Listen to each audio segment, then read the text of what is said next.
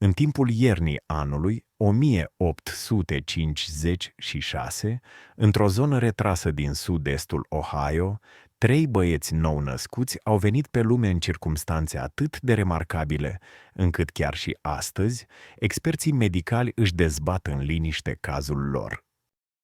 S-au născut în subsolul ascuns al unei case de adunare a Quakerilor, în timpul uneia dintre cele mai periculoase nopți din istoria căii ferate subterane. Acești tripleți au dezvoltat abilități extraordinare care au încălcat toate principiile cunoscute ale psihologiei și fiziologiei umane. De mai bine de 100 de ani, descendenții lor au păstrat tăcerea cu privire la adevărata amploare a ceea ce acești băieți puteau realiza. Secretele acestea, dacă ar fi descoperite, ne-ar obliga să reevaluăm tot ceea ce credem despre limitele percepției umane. Ceea ce sunt pe cale să dezvălui nu a fost niciodată împărtășit dincolo de arhivele familiale, niciodată publicat în vreun jurnal medical oficial și niciodată discutat în cercurile academice. Dovezile au fost intenționat ascunse. Totuși, în această noapte, adevărul este în sfârșit expus. Înainte de a explora această poveste înfiorătoare, rădăcinată în umbrele celei mai clandestine rețele de salvare a Americii, trebuie să vă întreb ceva. Acest canal nu este pentru oricine. Este rezervat celor suficient de curajoși pentru a înfrunta mistere care amenință să răstoarne înțelegerea noastră despre ceea ce este posibil. Dacă ești printre puținii aleși capabili să gestioneze povești care estompează granițele dintre istoria documentată și fenomenele inexplicabile, apasă acum butonul de abonare. Și, în timp ce ești la el, lasă un comentariu în care să împărtășești din ce stat urmărești emisiunea. Sunt curios să știu unde se adună colegii mei pasionați de mistere în această seară. Pentru că ceea ce vei auzi nu s-a întâmplat într-un tărâm îndepărtat și mistic, ci chiar aici, în America, în comunități care s-ar putea să fie surprinzător de aproape de tine. Povestea pe care urmează să o împărtășesc a început într-o noapte rece de februarie, când 3 vieți au luat naștere în cel mai improbabil loc imaginabil. Acest eveniment a declanșat o serie de întâmplări care au pus în încurcătură doctori și oameni de știință timp de generații. Orașul Cedar Mills, Ohio, aproape că nu merita acest nume în anul 1856. Cu o populație de aproximativ 300 de locuitori, era format în principal din câteva case modeste, un magazin general, o brutărie și o simplă casă de adunare din cărămidă folosită de comunitatea locală de Quakeri. Spre deosebire de vecinii lor creștini mai expresivi, societatea prietenilor din Cedar Mills își practica credința în liniște, hainele simple și comportamentul serios, fiind expresia unei devotări profunde pentru simplitate și, cel mai important, pentru credința radicală că toți oamenii sunt egali în ochii lui Dumnezeu. Această convingere le-a transformat casa de adunare într-un loc mult mai periculos decât un simplu loc de cult. A devenit stația 14 pe calea ferată subterană, o oprire vitală pentru cei în căutarea libertății, în timp ce călătoreau spre nord din Kentucky și Virginia. Bătrânul Samuel Whitmore, un bărbat ale cărui palme brăzdate reflectau ani de muncă pe câmp și ale cărui ochi, ascuțiți, gri, ascundeau secrete capabile să incrimineze jumătate din congregație, fusese implicat în această activitate în secret timp de aproape 8 ani. Sub podelele din lemn, aparent simple, ale casei de adunare, se află o subsol meticulos ascuns, accesibil printr-o trapă ascunsă sub tribună vorbitorului. Subsolul în sine era o realizare remarcabilă de inginerie improvizată. Săpat manual, în luni de efort constant, se întindea aproape pe întreaga lungime a clădirii de deasupra. Grinzii robuste din lemn susțineau tavanul, în timp ce un sistem ingenios de ventilație, utilizând stâlpi de gard goi, care păreau decorativi, dar funcționau pentru a furniza aer proaspăt, menținea spațiul ascuns locuibil. În orice săptămână, între 3 și 15 evadați ar putea căuta refugiu acolo. Unii pentru doar o noapte, alții pentru câteva săptămâni, așteptând o rută sigură spre următoarea stație. Luna februarie anul 1856 s-a dovedit deosebit de periculoasă.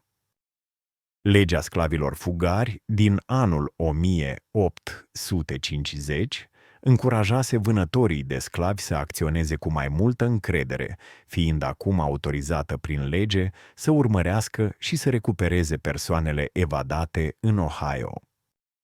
Vânătorii de recompense notorii, precum frații Garrett, fuseseră văzuți în zonă de săptămâni întregi, oferind recompense mari pentru informații despre activitățile de pe calea ferată subterană. Atmosfera din Cedar Mills era atât de tensionată încât era aproape palpabilă. Fiecare vizitator neașteptat, fiecare bătăi după întuneric și orice zgomot ciudat puteau însemna expunere și închisoare. Pe un fundal de teamă și secret, o tânără femeie a sosit la casa de adunare cu 3 zile înainte. S-a prezentat doar ca Ruth, a susținut că are 19 ani și era vizibil însărcinată. Foarte grav. Samuel Whitmore și-a dat rapid seama de starea ei când a văzut abdomenul umflat și a înțeles imediat că nu avea de gând să meargă mai departe spre nord în curând. Ceea ce nu anticipase era cât de curând se va naște copilul ei sau cât de profund va provoca sosirea lui tot ceea ce credeau despre natura umană. Ruth Venice, de la o plantație din nordul Kentucky, i-a mărturisit în conversații șoptite în timpul primelor nopți petrecute în subsol. Vorbea cu o dicție deliberată, sugerând că fusese învățată să citească, o abilitate rară, având în vedere circumstanțele ei, și se purta cu o demnitate pe care chiar și quakerii stoici o găseau impresionantă. Totuși exista ceva la ea care ne liniștea oamenii, deși nu puteau să identifice exact de ce. Părea să dețină cunoștințe despre detalii mici, dar cu o acuratețe tulburătoare. Simțea când cineva se apropia de casa de adunare cu mult înainte ca vreun zgomot să poată fi auzit. Ea a refuzat, de asemenea, mâncarea care mai târziu s-a dovedit a fi stricată, deși la început părea perfect proaspătă. Cea mai tulburătoare dintre toate, ea ocazional își fixa privirea direct asupra persoanei care vorbea și provoca ușor afirmațiile acesteia, nu într-un mod confruntațional, ci cu calmă încredere, ca și cum ar ști pur și simplu adevărul. Omul acela care a adus proviziile ieri, i-a spus Marta, soția lui Samuel, în a doua sa noapte acolo. A spus că numele lui e Williams și că e din Lancaster. Ți-a spus asta? Marta a dat din cap, privindu-se nedumerită. Numele lui nu e Williams, a continuat Ruth încet cu vocea abia auzibilă, și nu a pus niciodată piciorul în Lancaster în viața lui. Nu înțeleg de ce a mințit, dar a făcut-o. Marta a considerat acest lucru ca fiind niște rătăciri paranoice ale unei femei însărcinate speriate, până în urmă cu 2 zile, când adevărata identitatea bărbatului a fost descoperită. S-a dovedit că într-adevăr folosea un nume fals și adresa întrebări suspecte despre activitățile casei de întâlnire. Noaptea de 23 februarie anul 1856 a început ca multe altele în Cedar Mills, rece, întunecată și înșelător de pașnică. Samuel Whitmore se află în timpul rugăciunilor sale de seară când s-a auzit un ciocănit blând la ușa casei de întâlnire, urmat de semnalul prealabil stabilit. 3 bătăi rapide, o pauză scurtă, apoi încă 2. Totuși, din momentul în care Samuel a ridicat grinda de lemn grea pentru a bloca intrarea, ceva părea în neregulă. Bărbatul care s-a împiedicat înăuntru se numea Iosif, cineva pe care Samuel îl mai ajutase înainte. Totuși, comportamentul calm, obișnuit al lui Joshua, fusese înlocuit de o panică aproape de neoprit. Se apropie, a exhalat Joshua, respirația lui creând vapori albi în aerul rece. Frații Garrett, împreună cu cel puțin 6 alții, au câini de vânătoare și știu de această locație. Cineva a dat informații. A făcut o pauză scurtă, ochii lui flicărând spre intrarea în subsol. S-ar putea să fie o diferență de 2 ore în urmă, posibil mai puțin. Sângele lui Samuel a înghețat.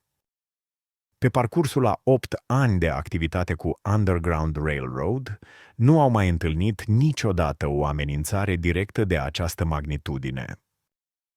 Casa de întâlnire fusese întotdeauna considerată sigură, protejată de reputația comunității pentru integritate și de securitatea lor operațională meticuloasă. Totuși, dacă Garrettii soseau cu câini și aveau cunoștință prealabilă despre locația subsolului, acest lucru indica o încălcare gravă a încrederii.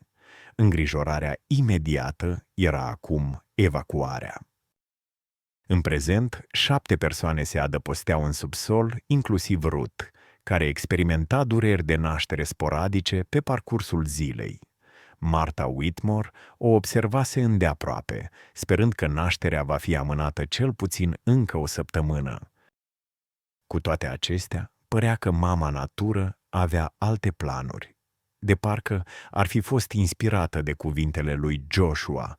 Un gemet slab răsuna de sub podelele de lemn. Tenul lui Martha s-a făcut palid.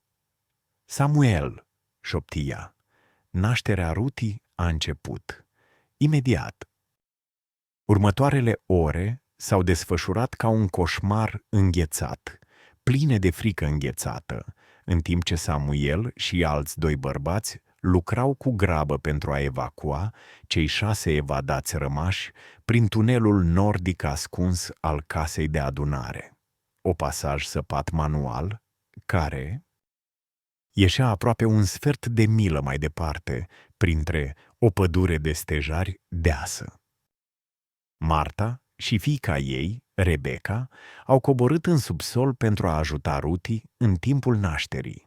Ceea ce au descoperit în acel spațiu îngust și slab luminat a pus la încercare orice credință aveau despre naștere. Rutie era într-adevăr activă, dar ceva era profund în neregulă. Nu arăta niciun semn obișnuit de suferință sau durere, de obicei asociate cu o naștere dificilă. În schimb, zăcea complet nemișcată pe salteaua de paie aspră, cu ochii închiși, respirația calmă și măsurată. În timpul contracțiilor nu țipa și nici nu-și încorda mușchii, pur și simplu rămânea ca și cum ar fi ascultat o voce pe care doar ea o putea auzi. "Câți bebeluși?" a întrebat Marta, punându-și urechea pe abdomenul umflat al Rutii, în stilul tradițional al moașei. Ochii Rutii s-au deschis pentru prima dată în acea oră, iar în lumina slabă a lumânării pâlpâitoare păreau aproape radianți. 3, a răspuns simplu ea. 3 băieți. Așteptau în seara asta Marta și a împărtășit o privire îngrijorată cu fiica ei. Tripleții erau destul de rari în circumstanțe normale, dar nașterea tripleților într-un subsol ascuns, în timp ce câinii de vânătoare cu urmăritori de sclavi se apropiau, era o experiență mult peste cele trăite anterior. Ceea ce o tulbură și mai mult era certitudinea Ruth despre genul bebelușilor și remarca ei ciudată despre faptul că aceștia așteptau. Cum puteau copiii nenăscuți să aștepte ceva? Nechezatul îndepărtat al cailor a străpuns starea de confuzie a lui Marta. Vocea lui Samuel răsuna de deasupra, anunțând: "Sunt aici." Tunelul era neobstrucționat, însă mutarea Ruth în acel moment era prea periculoasă. Ce s-a întâmplat apoi a fost documentat în jurnalul personal al lui Martha Whitmore, o înregistrare care a rămas ascunsă în familie timp de peste 100 de ani, până a fost descoperită în 2003, în timpul renovării unei case vechi. Potrivit relatării sale, scrisă doar câteva zile după incident, travaliul Ruth s-a intensificat rapid în momentul în care vânătorii de sclavi au ajuns la casa de adunare. Totuși, modul în care s-a intensificat a fost dincolo de explicația medicală. Primul copil a fost adus pe lume în tăcere totală, fără plâns, fără sunete de niciun fel, în afară de respirația slabă a Ruth. Marta a luat rapid nou-născutul, un băiat perfect dezvoltat, și a fost surprinsă să-l vadă deja respirând normal, cu ochii larg deschiși și alertați.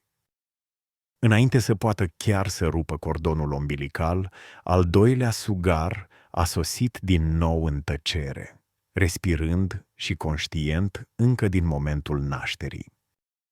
Următorul a venit mai puțin de un minut mai târziu, completând ceea ce Marta a descris ca fiind cea mai nenaturală naștere naturală pe care a văzut-o vreodată.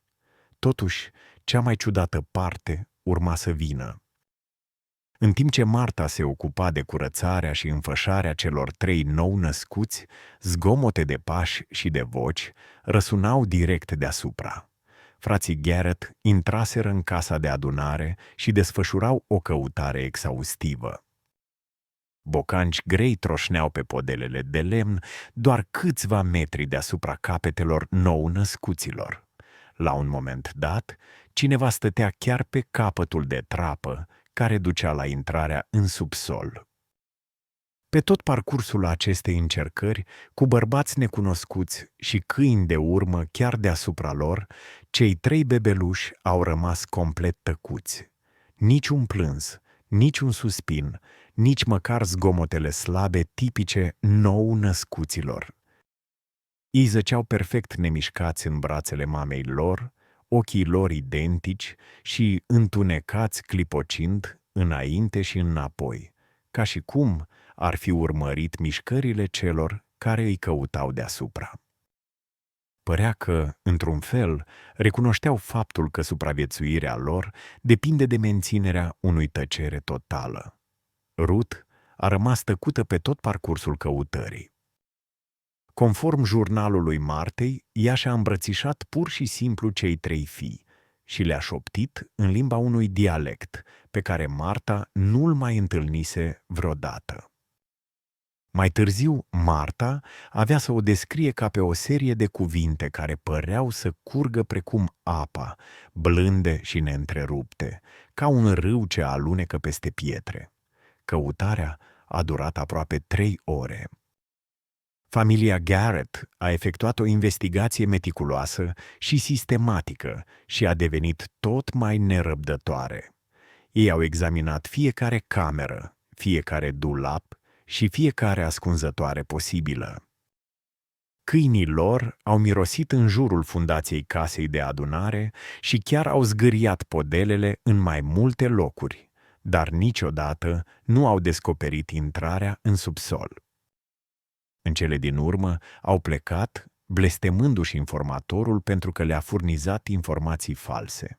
Abia după ce sunetul cailor a dispărut complet în depărtare, cei 3 copii au emis în sfârșit primele zgomote. Când au făcut-o, toți trei au izbucnit în plâns simultan, vocile lor îmbinându-se într-un urlet singur, înfiorător, care părea să răsune din pereții chiar ai subsolului. Ruth a decedat mai puțin de o oră mai târziu, pierzând sânge pe care Marta nu a reușit să-l oprească, în ciuda experienței sale vaste în nașteri dificile. Ultimele ei cuvinte, rostite atât de încet încât Marta a trebuit să se aplece aproape pentru a le auzi, au fost: ei vor ști lucruri, vor ști întotdeauna. Ai grijă de ei, dar amintește-ți că nu sunt ca ceilalți copii. Moartea lui Ruth a lăsat comunitatea Quaker din Cedar Mills confruntată cu o dilemă imposibilă. 3 băieți nou născuți, fără tată cunoscut, fără rude și fără recunoaștere legală. Aceștia erau copii născuți liberi pe pământul Ohio, dar fără documente oficiale care să le confirme statutul. Samuel Whitmore a făcut o alegere care avea să influențeze cursul întregii sale vieți. Comunitatea va crește colectiv băieții. Fiecare familie va avea rândul să aibă grijă de ei, împărțind responsabilitatea pentru creșterea lor ca un efort unificat. Comunitatea le-a atribuit băieților nume conform obiceiurilor Quaker: Caleb, Ezra și Isaac. Din primii lor ani de viață, a fost evident că ultimele cuvinte ale Ruth nu erau simple delirii din ultimele sale ore. Cei 3 copii prezentau diferențe față de copiii obișnuiți, dar aceste diferențe erau suficient de subtile pentru a fi considerate simple coincidențe de către oricine nu observa cu atenție. Martha Whitmore, care a preluat responsabilitatea principală pentru îngrijirea băieților în primul lor an, a început să documenteze comportamentul lor în detaliu meticulos. Aceste înregistrări, găsite alături de jurnalul său de naștere, oferă o perspectivă tulburătoare asupra semnelor timpurii ale talentelor extraordinare ale băieților. La vârsta de 6 luni, tripleții au dezvoltat un model îngrijorător care îi neliniștea pe cei care aveau grijă de ei. Toți își întorceau simultan capul în aceeași direcție, adesea fixându-se pe uși sau ferestre goale unde nu era nimeni. Când în cele din urmă apărea cineva în acele locuri, uneori, după câteva minute, aceștia erau invariabil indivizi care păreau supărați, furioși sau ascundeau ceva. Băieții păreau să detecteze tulburarea emoțională cu mult înainte ca orice adult să o poată percepe. Până la vârsta de 1 an, acest tipar devenise imposibil de ignorat. Tripleții aveau o abilitate extraordinară de a detecta minciunile cu o precizie remarcabilă. Când membrii comunității le adresau întrebări, băieții răspundeau normal la afirmațiile adevărate, dar se întorceau și refuzau să interacționeze cu oricine era înșelător, chiar și în privințe minore. La început, adulții găseau această trăsătură amuzantă și oarecum avantajoasă. Dacă cineva susținea că a finalizat o sarcină pe care de fapt o uitase, băieții o recunoșteau imediat ca fiind falsă.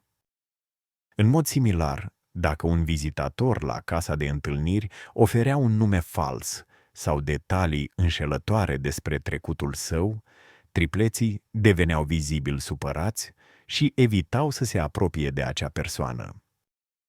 Totuși, abilitățile lor mergeau dincolo de simpla detectare a minciunilor. Pe măsură ce băieții au crescut, păreau să perceapă înșelăciunea în toate formele sale, nu doar falsele spuse, ci și motivele ascunse, sentimentele ascunse și intențiile nespuse. Samuel Whitmore a exprimat în scrisorile sale private: este ca și cum băieții pot privi direct în sufletul uman și pot discerne ce se află în interior. Aceasta ar putea fi o binecuvântare, dacă nu părea să le cauzeze atât de multă suferință. Ei sunt constant conștienți de mici minciuni și gânduri secrete pe care le poartă toți, iar această cunoaștere pare mai mult o povară decât un dar.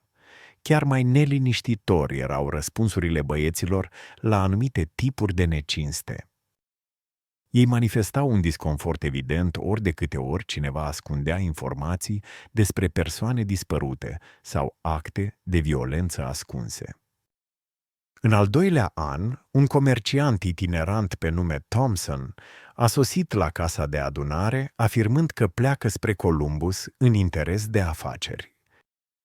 Tripleții au devenit atât de neliniștiți în prezența lui, încât nu au putut să doarmă sau să mănânce până când acesta a plecat. 2 săptămâni mai târziu s-a raportat că Thompson fusese reținut pentru uciderea partenerului său de afaceri, al cărui cadavru fusese ascuns în căruța lui Thompson în timpul vizitei sale la Cedar Mills.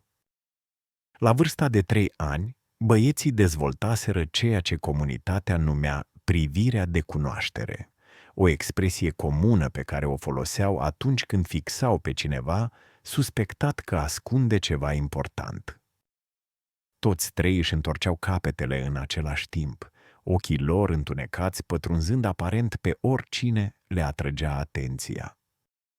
Cel mai tulburător era tendința lor de a șopti unul altuia în aceste momente, întotdeauna în acel limbaj peculiar și curgător pe care Ruth îl vorbise la nașterea lor, doctor. William Harrison, medicul local care a fost observator al creșterii băieților, s-a simțit atât intrigat cât și tulburat de talentele lor.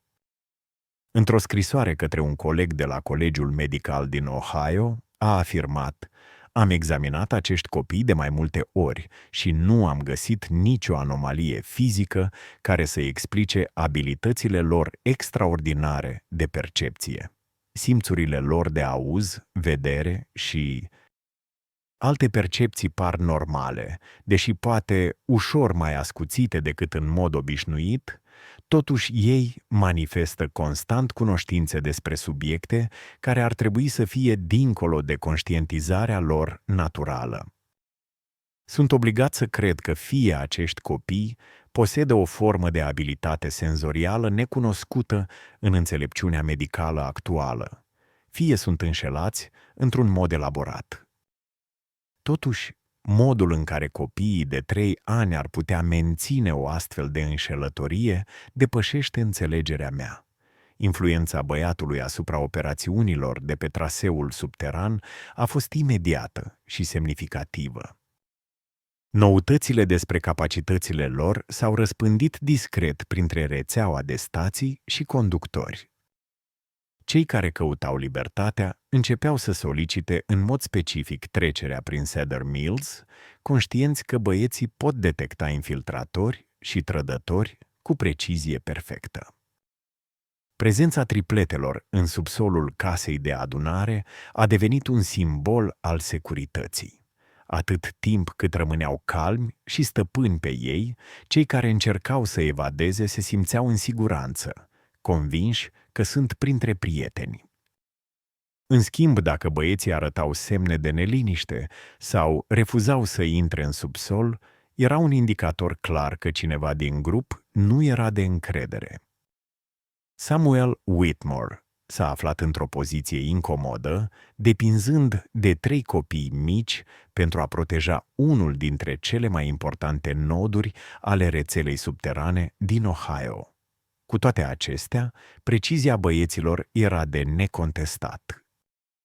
Pe parcursul a 3 ani au descoperit 7 potențiali spioni, evitând astfel dezvăluiri care ar fi putut fi dezastruoase despre operațiunile rețelei.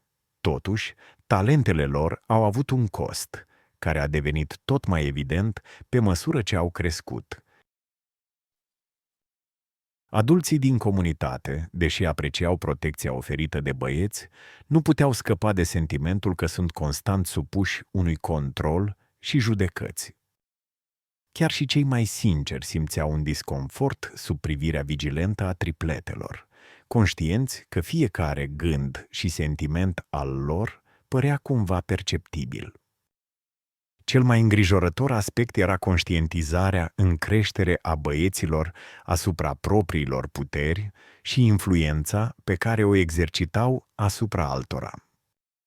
La vârsta de 4 ani, învățaseră să-și ajusteze comportamentul în preajma străinilor, păstrând privirile lor înțelepte subtile și discuțiile șoptite discrete. Totuși, această conștientizare crescută părea să le adâncească sentimentul de separare, creând o barieră între ei și lumea exterioară, care devenea tot mai evidentă cu fiecare an. Anul 1860 a adus schimbări în Cedar Mills, care ar fi pus la încercare abilitățile tripletelor, în moduri pe care nimeni nu le-ar fi putut prevedea. Alegerea lui Abraham Lincoln a intensificat tensiunile din întreaga Ohio, iar activitățile legate de gara subterană au devenit din ce în ce mai periculoase.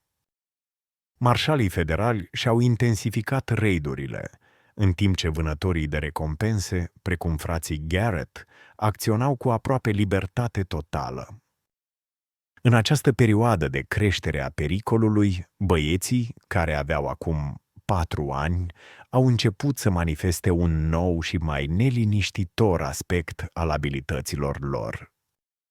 Ei nu doar că puteau percepe înșelăciunea și sentimentele ascunse ale persoanelor din apropiere, ci păreau să simtă suferința emoțională a oamenilor aflați la multe mile distanță.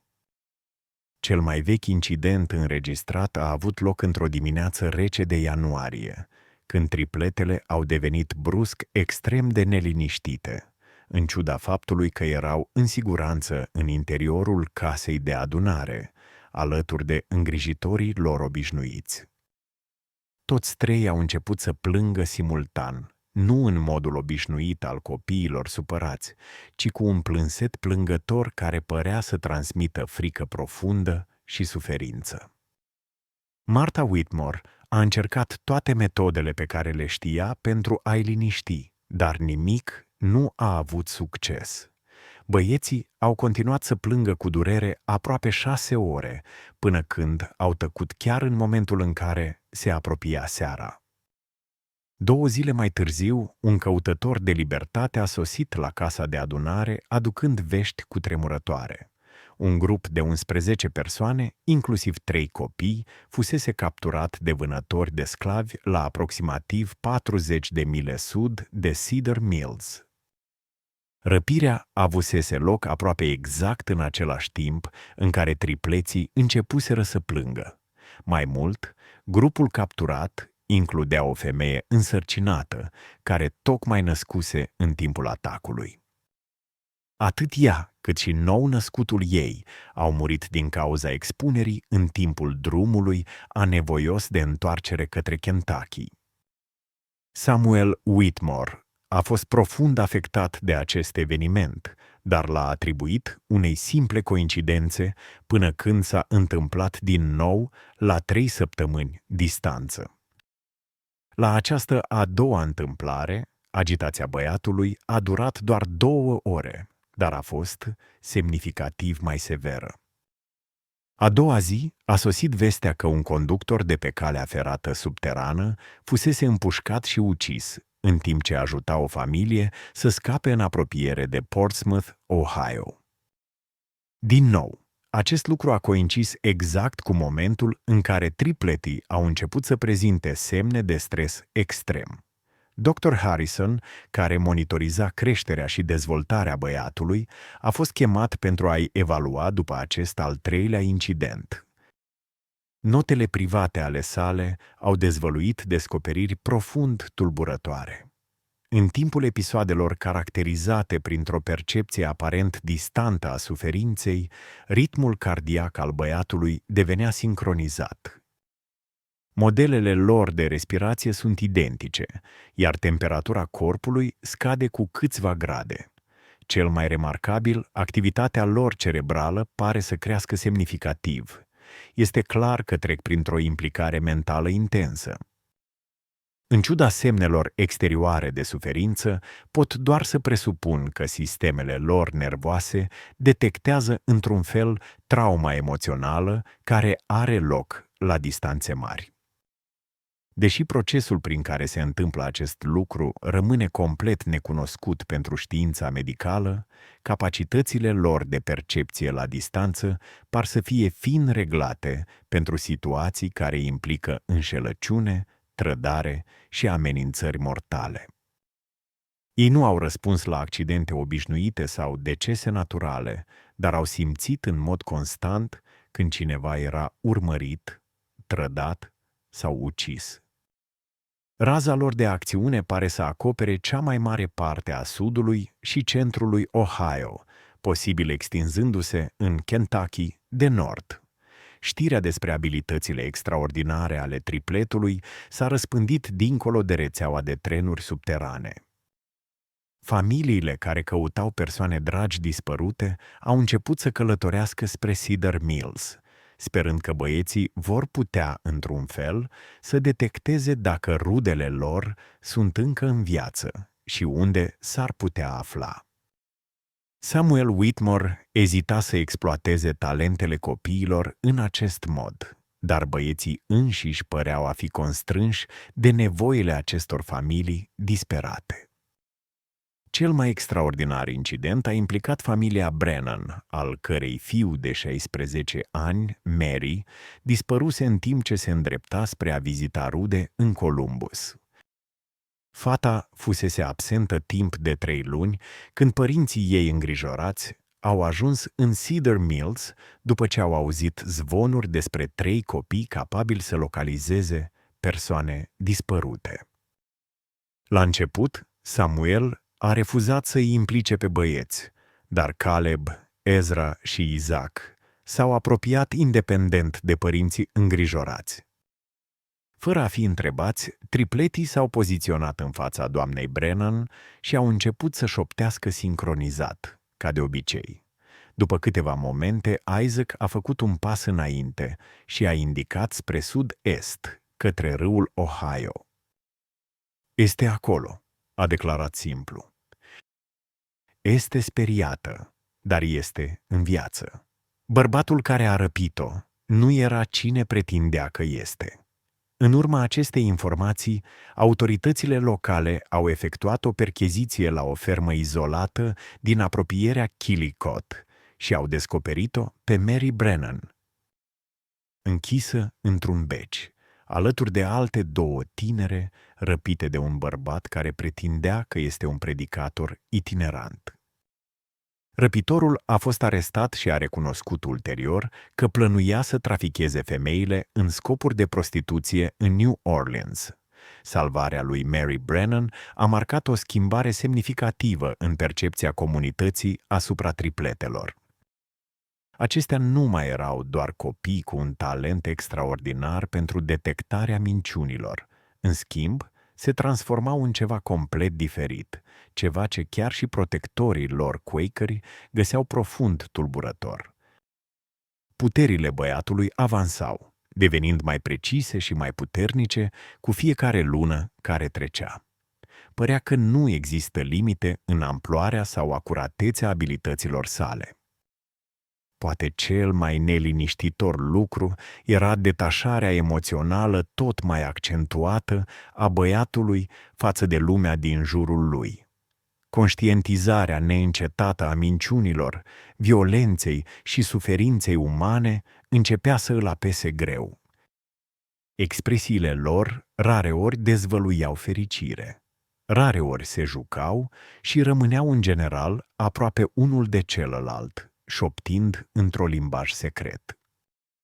Când au dialogat cu adulții, conversațiile lor purtau o adâncime de înțelepciune și tristețe care părea imposibilă pentru niște copii atât de mici.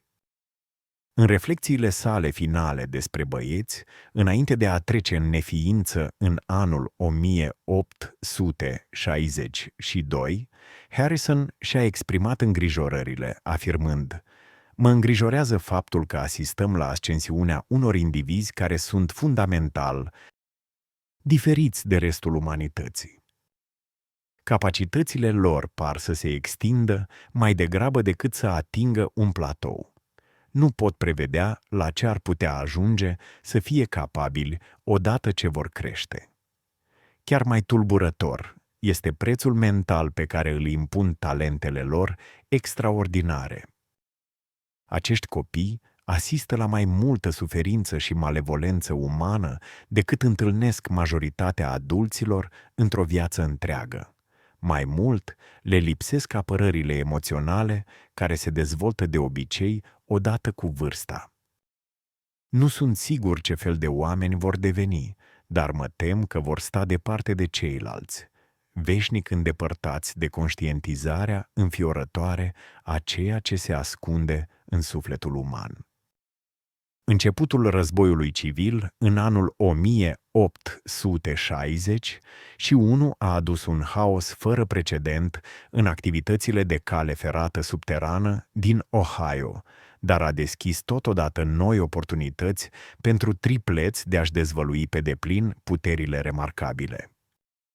Pe măsură ce trupele Uniunii și ale Confederației avansau prin regiunile de frontieră, băieții au început să manifeste reacții la mișcările militare care sfidau orice explicație rațională. Samuel Whitmore a observat pentru prima dată acest comportament neobișnuit în timpul verii anului 1861, când Caleb Ezra și Isaac, de 6 ani, au început să arate semne de agitație intensă pe parcursul mai multor zile. Consecutive. Copiii stăteau la ferestrele casei de adunare, privind spre sud, către râul Ohio, fețele lor fiind gravate cu expresii de groază care păreau mult prea mature pentru vârsta lor fragedă. Când Samuel a întrebat despre preocupările lor, Isaac, întotdeauna cel mai vehement dintre cei trei, a răspuns simplu: "O să moară prea mulți oameni." Un număr copleșitor de vieți. 3 zile mai târziu, rapoartele au confirmat prima bătălie de la Bull Run, unde trupele Uniunii au suferit o pierdere catastrofală. Coincidența era imposibil de ignorat, mai ales că evenimente similare începeau să se întâmple din ce în ce mai frecvent.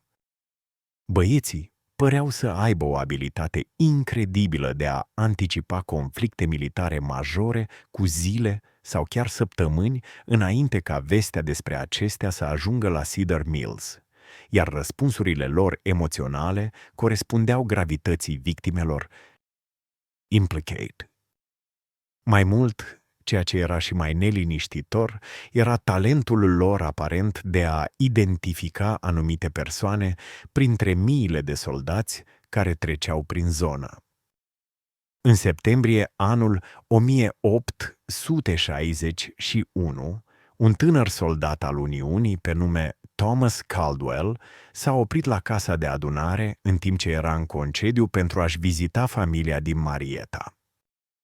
Tripleții l-au văzut și au început imediat să șoptească sincronizat, fețele lor reflectând o durere profundă. Martha Whitmore, acum în a 60-a, dar încă servind drept principalul tutore al băieților, i-a întrebat ce simt despre soldat.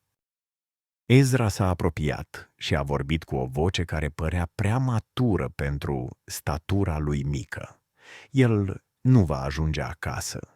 Bărbatul care ar trebui să fie prietenul lui îl va împușca pentru banii lui peste 3 zile, aproape de trecerea râului.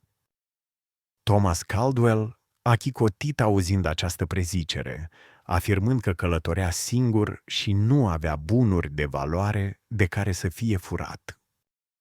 Totuși, 3 zile mai târziu, trupul lui a fost descoperit aproape de o trecere de râu, la 20 de mile est de Cedar Mills.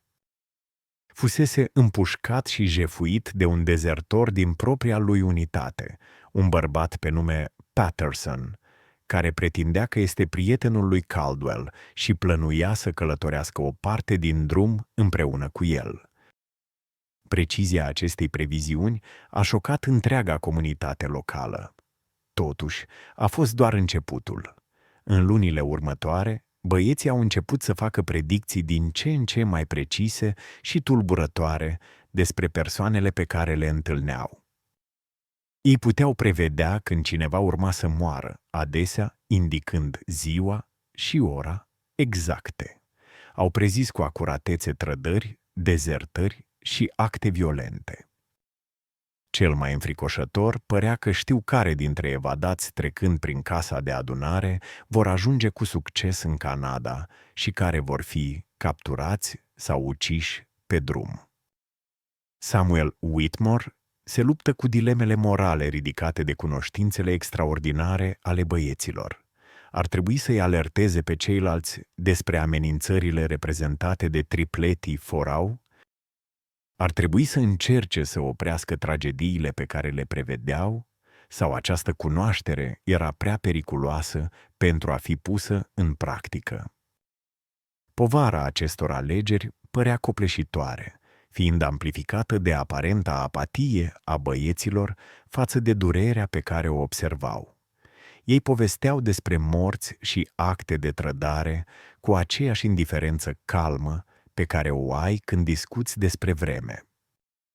Momentul crucial a sosit în primăvara anului 1862, când un grup de 12 evadați a ajuns la casa de adunare, condus de un conductor pe nume James Morrison, un bărbat cu care Samuel colaborase timp de mulți ani. Morrison era un confident de încredere, cineva care îi ajutase cu succes pe sute de oameni să ajungă la libertate în decurs de 10 ani. Totuși, la vederea lui, răspunsul tripleților a fost imediat și aprig. 3 băieți au izbucnit în țipete imediat ce Morrison a pășit în casa de întâlnire, un sunet diferit de orice au produs înainte. Nu era plânsetul îndurerat al copiilor, ci ceva mai primal și mai înfricoșător, asemănător cu chemările de avertizare ale animalelor care simt moartea iminentă. Ei au țipat și au indicat spre Morrison, fețele lor fiind întoarse într-o expresie de frică pură. Morrison a fost confuz și ofensat de reacția lor. Nu mai văzuse niciodată ceva asemănător de la băieți care până atunci rămăseseră calmi în prezența lui în vizitele anterioare. Samuel a încercat să-i întrebe pe tripleți despre ceea ce simțeau, dar aceștia puteau doar să repete în mod repetat: moarte. El aduce moarte. Atât de multă moarte. În ciuda avertismentelor băieților, Samuel a ezitat să respingă un ghid de încredere și pe cei 12 indivizi disperați care căutau libertatea. Morrison a susținut că a transportat în siguranță grupul din Kentucky și era gata să îi conducă spre următoarea stație. Cei 12 evadați, bărbați, femei și copii cu vârste între 8 și 60 de ani păreau cu adevărat frenetici și nu arătau niciun semn de înșelăciune. Totuși, agitația tripletelor a devenit tot mai intensă pe măsură ce timpul trecea. Ei refuzau să intre în subsol, în timp ce Morrison și grupul său erau prezenți și continuau să emită predicții tulburătoare. Mâine seară, adânc în pădurea de lângă Miller's Creek, îi va chema, iar ei își vor pune încrederea în el pentru că credeau că el este aliatul lor. Totuși, bărbații înarmați ar fi putut fi la vedere, ascunși în apropiere. Samuel se confruntă cu o dilemă care părea imposibil de rezolvat. poate să creadă cuvintele a 3 copii mici, ale căror abilități nu le înțelegea pe deplin, sau să riște viețile a 12 persoane, bazându-se pe ceea ce ar putea fi doar instinct de copil. În cele din urmă, a ales o soluție de compromis care avea să-l apese greu pentru restul zilelor sale. A permis lui Morrison și echipei sale să continue călătoria, dar a trimis un mesaj înainte către următoarea stație, sfătuindu-i să fie precauți. În plus, a aranjat ca 2 localnici să urmărească de la distanță, aparent pentru a oferi o protecție suplimentară. Ceea ce a observat în noaptea următoare avea să confirme avertizmentele tripletelor în cel mai înfiorător mod imaginabil. Morrison a ghidat grupul către o poiană aproape de Miller's Creek, chiar așa cum prevăzuseră băieții. Acolo, în loc să-i îndrume spre următoarea stație sigură, a strigat în întuneric. În câteva momente, din pădure, au ieșit vânătorii de sclavi înarmați. Evadații au înțeles rapid că au fost trădați, dar deja era prea târziu pentru a fugi. În haosul care a urmat, 7 persoane au fost ucise imediat, printre care 2 copii mici. Cei 5 rămași au fost capturați și întorși cu forța în Kentucky, în lanțuri. Cei 2 bărbați pe care Samuel i-a trimis pentru securitate au urmărit întreaga masacrare de la distanță, prea departe pentru a interveni, dar suficient de aproape pentru a observa cum Morrison primește o plată semnificativă de la liderul vânătorilor. De sclavi, James Morrison. Conductorul de încredere, care ajutase sute de oameni să ajungă la libertate, fusese de luni de zile agent dublu, transmitând informații despre activitățile din cadrul rețelei subterane și ghidând grupurile în ambuscade bine planificate. Când vestea masacrului s-a răspândit în Cedar Mills, întreaga localitate a fost zdrobită. 7 oameni și-au pierdut viața, alți 5 au fost amenințați de sclavie, iar unul dintre cei mai de încredere aliați ai lor a fost expus ca trădător. Totuși, poate cea mai neliniștitoare realizare a fost aceea că 3 copii de 7 ani prevăzuseră ce urma să se întâmple, iar avertismentele lor fuseseră ignorate. Modul în care tripleții au răspuns la veste a fost diferit de orice Samuel mai văzuse vreodată la ei. În locul detașării lor obișnuite, au manifestat pentru prima dată în ani o emoție autentică. Nu era tristețe sau furie, ci o senzație profundă, adâncă de dezamăgire, care părea să cuprindă nu doar tragedia imediată, ci și ceva mult mai mare despre esența malevolenței umane. Oamenii nu ascultă niciodată, murmura Isaac încet, reprezentându-i pe toți 3. Refuză să creadă ceea ce putem vedea noi. Cred că suntem doar niște copii, dar am fost martorii mai multor morți decât oricine altcineva din această cameră. Înțelegem la ce sunt capabili oamenii când cred că nimeni nu se uită. Cuvintele băiatului au rămas în atmosferă ca o sentință de judecată, iar Samuel și-a dat seama că a avut loc o schimbare fundamentală. Tripleții nu mai erau doar copii cu puteri extraordinare. Ei deveniseră ceva complet diferit, capabil să perceapă cele mai întunecate aspecte ale naturii umane cu claritate perfectă. Acea cunoaștere înfiorătoare îi transforma tot mai mult în entități tot mai străine de restul umanității. Tocmai când Samuel credea că a văzut întreaga amploare a ceea ce puteau face băieții, evenimentele au demonstrat în curând că abilitățile lor continuau să se dezvolte, să devină mai puternice. Întrebarea nu mai era ce puteau vedea, ci ce s-ar putea întâmpla cu ei și dacă comunitatea care îi crescuse putea să suporte adevărul despre natura lor adevărată. Revelația care avea să schimbe pentru totdeauna înțelegerea lumii asupra tripletelor a apărut în timpul asprei ierni din anul 1863, când băieții aveau 8 ani și războiul civil intrase în cea mai violentă fază a sa. Dr. Elizabeth Hartwell, una dintre cele mai timpurii femei medici din Ohio și expertă în tulburări neurologice, îi observase pe băieți timp de 6 luni sub auspiciile Colegiului Medical din Ohio. Curiozitatea doctorului. Hartwell fusese inițial trezită de rapoartele doctorului Harrison înainte de trecerea sa, ceea ce o determinase să-l convingă pe Samuel Whitmore să permită o evaluare medicală amănunțită a tripletelor.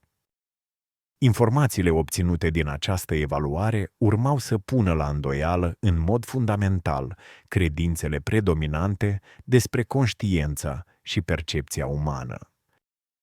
Folosind cea mai avansată tehnologie medicală disponibilă în anul 1863, Dr. Hartwell a efectuat o serie de teste care au descoperit adevărata natură a capacităților extraordinare ale băieților. Concluziile sale, documentate într-un raport cuprinzător, care a fost imediat clasificat de oficialii militari și păstrat din cunoașterea publicului timp de peste 6 decenii, au dezvăluit că tripletii aveau structuri neurologice never before văzute la oameni. Creierele băieților prezentau o activitate neobișnuit de intensă în zonele legate de recunoașterea de modele și înțelegerea emoțională. Și mai uimitor a fost observația că sistemele lor nervoase păreau să fie într-o comunicare perpetuă între ele. Când doctorul Hartwell a administrat o stimulare electrică blândă pe brațul unui băiat, ceilalți doi au prezentat reacții fiziologice imediate, în ciuda faptului că erau găzduiți în camere separate. Ritmurile inimii, modelele de respirație și activitatea undelor cerebrale s-au sincronizat în momente de concentrare intensă, ceea ce a determinat-o să le descrie ca fiind o conștiință unică, împărtășită între cele 3 corpuri distincte. Totuși, cea mai uimitoare descoperire a avut loc atunci când doctorul Hartwell a început să testeze abilitatea băieților de a percepe înșelăciunea prin experimente atent concepute. Ea a aranjat ca voluntarii să facă atât declarații adevărate cât și false, în timp ce băieții observau, înregistrând răspunsurile lor fiziologice la fiecare interacțiune. Descoperirile sale au contestat toate înțelegerile convenționale despre percepția senzorială umană. Tripletii nu interpretau doar expresiile faciale, gesturile sau indicii vocale pentru a identifica minciunile. În schimb, ei reacționau la schimbările detectabile din câmpurile electromagnetice produse de activitatea neurală, instrumentele rudimentare ale doctorului. Hartwell au detectat că creierele băieților emiteau modele electrice diferite de cele observate la oameni obișnuiți, iar aceste modele păreau să rezoneze cu semnăturile electromagnetice asociate cu stările emoționale ale altora. În termeni simpli, doctor, Hartwell a documentat în raportul său confidențial că acești copii par să posede o formă de sensibilitate electromagnetică biologică care le permite să perceapă direct activitatea electrică din creierele altor oameni. Când o persoană minte, simte frică sau are intenții agresive, semnalele sale neurale generează modele electromagnetice distinctive pe care băieții le pot detecta cu o acuratețe comparabilă cu modul în care percepem culorile sau sunetele. Aceasta nu doar că le explica abilitatea de a identifica înșelăciunea, ci și capacitatea lor de a simți agitație emoțională de la distanță și precizia remarcabilă în anticiparea incidentelor violente. Ei nu erau profeți sau entități supranaturale. Mai degrabă, erau oameni înzestrați cu facultăți senzoriale care evoluaseră mult dincolo de limitele umane obișnuite. Totuși, descoperirile doctorului Hartwell au ridicat întrebări și mai îngrijorătoare. Dacă talentele băieților proveneau dintr-o mutație genetică, ce a declanșat un salt atât de semnificativ în evoluție? Răspunsul a apărut în urma examinării unor probe de țesut prelevate de la mama lor decedată, Ruth, al cărei corp fusese păstrat în cimitirul casei de adunare. În conformitate cu credințele Quaker, o autopsie a corpului Ruth a indicat că aceasta fusese expusă unor cantități mari de diferite substanțe chimice industriale în timpul sarcinii. Aceste substanțe, frecvent utilizate în procesul de vopsire a indigoului pe plantații din sud, includeau compuși de mercur și pigmenți pe bază de plumb. Such chemicals caused significant neurological harm to Ruth, dar aparent au indus și modificări genetice extraordinare în urma sa nenăscută. Cei doi băieți reprezentau o dezvoltare complet nouă în evoluția umană, o mutație care, în condiții normale, ar fi fost probabil fatală, dar care a dus în schimb la creșterea funcțiilor senzoriale. Ei serveau drept dovadă tangibilă că conștientizarea și percepția umană pot evolua în moduri anterior neconsiderate de știință. Perspectiva finală a doctorului Hartwell a fost poate cea mai tulburătoare. După ce a examinat compoziția genetică a băieților, ea a stabilit că trăsăturile lor îmbunătățite se extindeau dincolo de propria lor durată de viață. Modificările genetice responsabile pentru sensibilitatea lor electromagnetică erau caracteristici dominante, susceptibile să fie moștenite de urmași. Ea a documentat în cele mai confidențiale note că suntem martorii apariției unei noi faze în evoluția umană, cu acești băieți așteptați să aibă urmași care vor deține abilități extraordinare similare. Acești copii vor deveni și mai sensibili la semnalele electromagnetice ale oamenilor. Pe parcursul a 3 sau 4 generații, urmașii lor ar putea dezvolta abilități senzoriale care vor face ca percepția umană actuală să devină depășită. Consecințele potențiale erau copleșitoare, dacă teoria doctorului Hartwell era corectă. Tripleții nu erau doar anomalii medicale. Ei semnalau apariția unei noi subspecii umane. Dacă puterile lor continuă să evolueze și să se intensifice de-a lungul generațiilor, descendenții lor ar putea în cele din urmă să interpreteze gândurile umane la fel de ușor, precum citirea expresiilor faciale. Totuși, cea mai presantă problemă era modul în care să gestioneze această cunoaștere. Cu războiul civil în plină desfășurare, atât armata Uniunii, cât și cea Confederației ar fi fost dornice să valorifice abilitățile băieților pentru informații militare. Dacă vestea despre talentele lor s-ar răspândi dincolo de mica comunitate de Quakeri, tripletii ar deveni resurse extrem de căutate, ținte de capturat, studiat și transformat în arme. Samuel Whitmore se confruntă cu o dilemă care părea imposibil de rezolvat. Dr. Hartwell era pregătită să-și dezvăluie descoperirile, ceea ce ar fi atras atenția mondială asupra băieților, dar totodată le-ar fi garantat protecție prin expunere publică. Pe de altă parte, cercetarea putea fi păstrată ascunsă, protejând intimitatea băieților, dar lăsându-i expuși celor deja conștienți de puterile lor. Alegerea fusese făcută în locul lor într-o dimineață răcoroasă de februarie, când marșalii federali sosiseră în Cedar Mills cu ordine de a însoți tripletii la Washington pentru discuții legate de securitatea națională.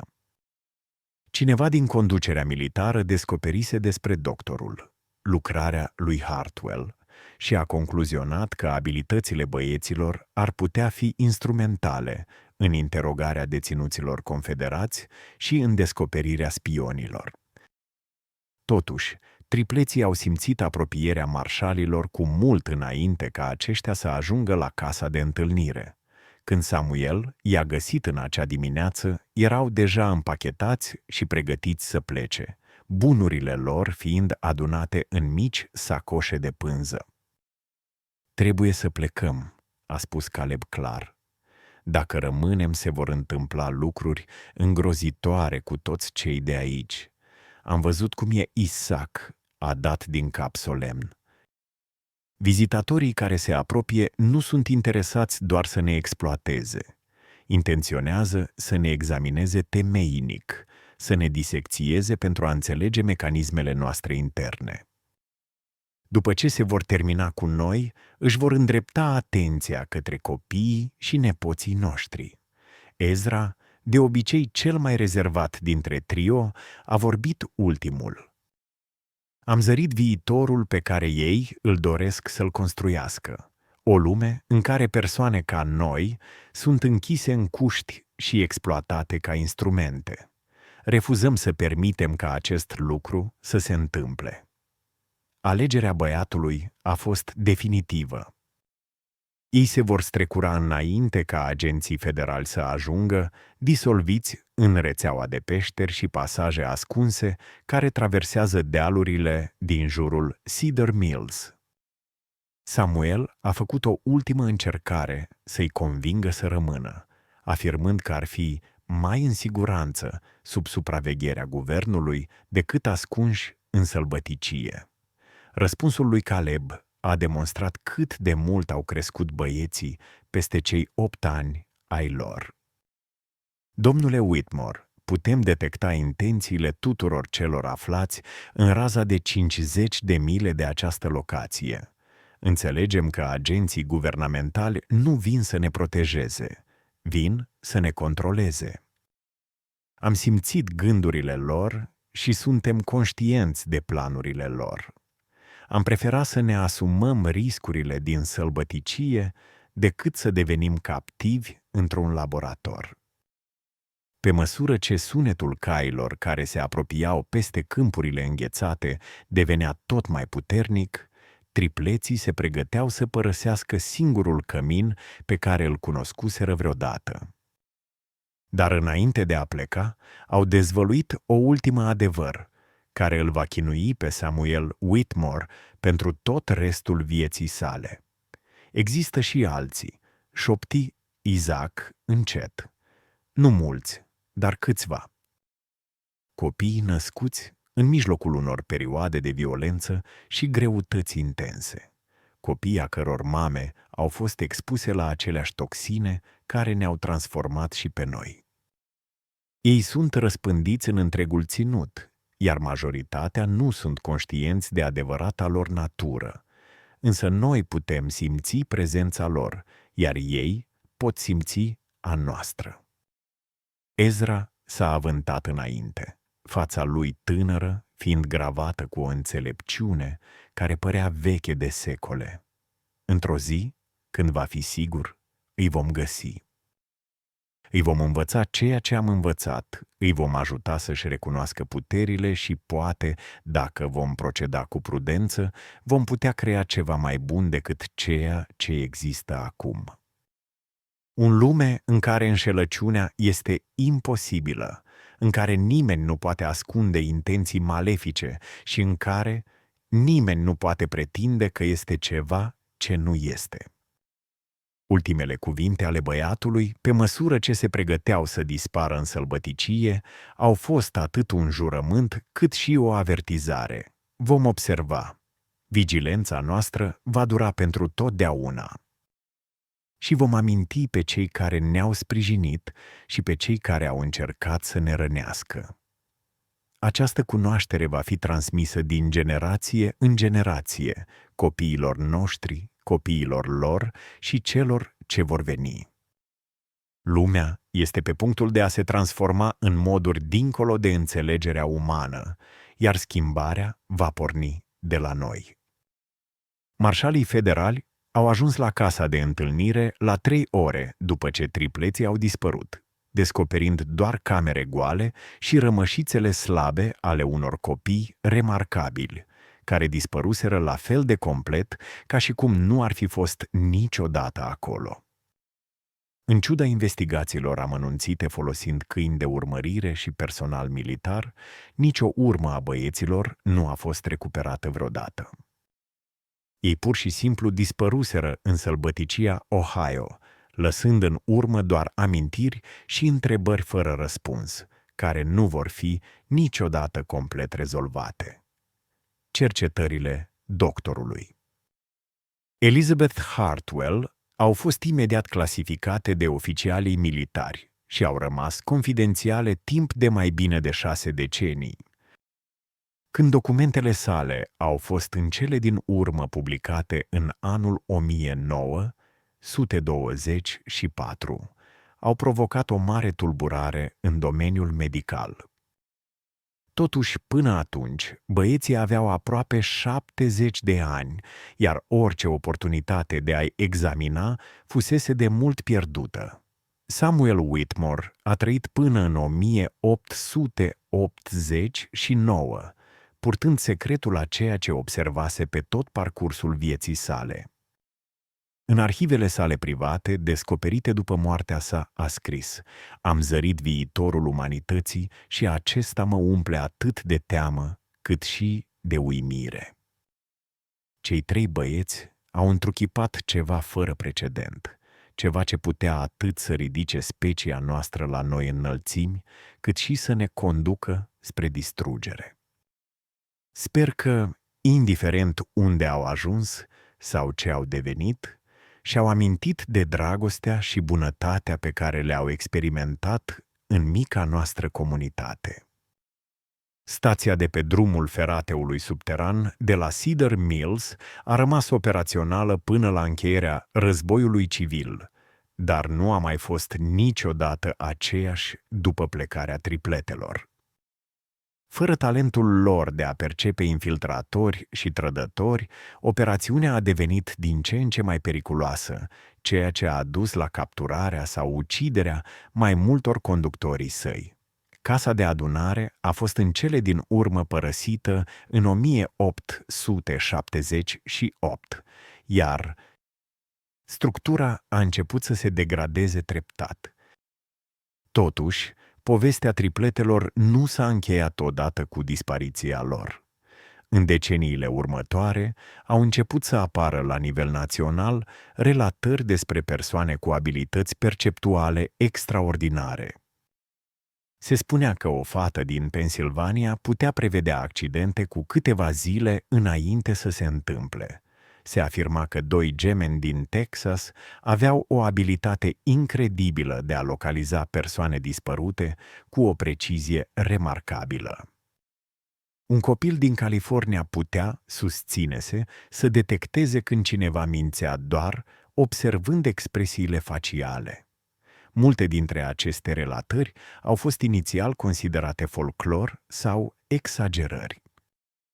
Cu toate acestea, a devenit evident un model constant pentru cei care au fost atenți cu strictețe.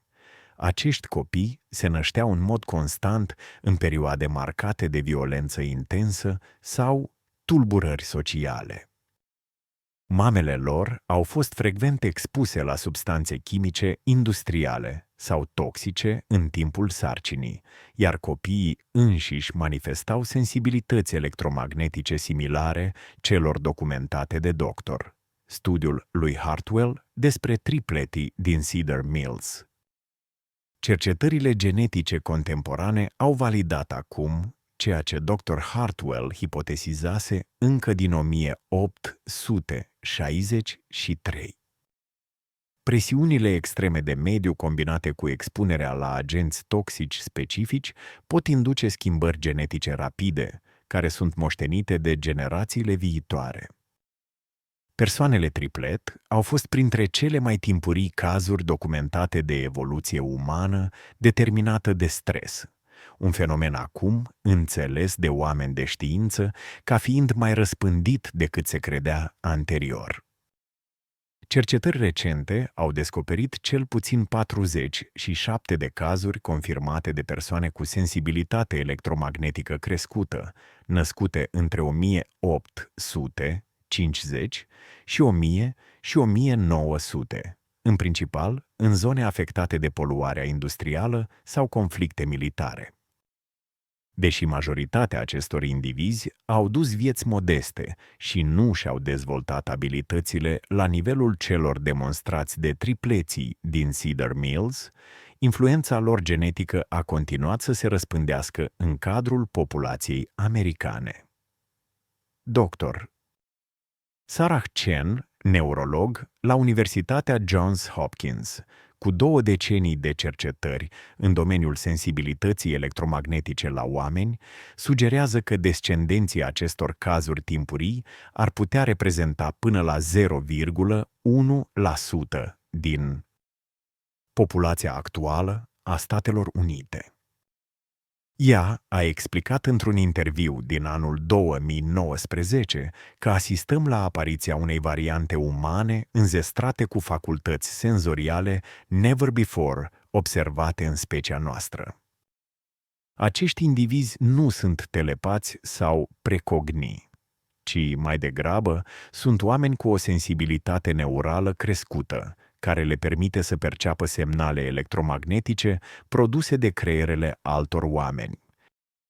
Consecințele potențiale pentru forțele de ordine, securitatea națională și societate în general sunt semnificative, dacă doctorul Chen are dreptate.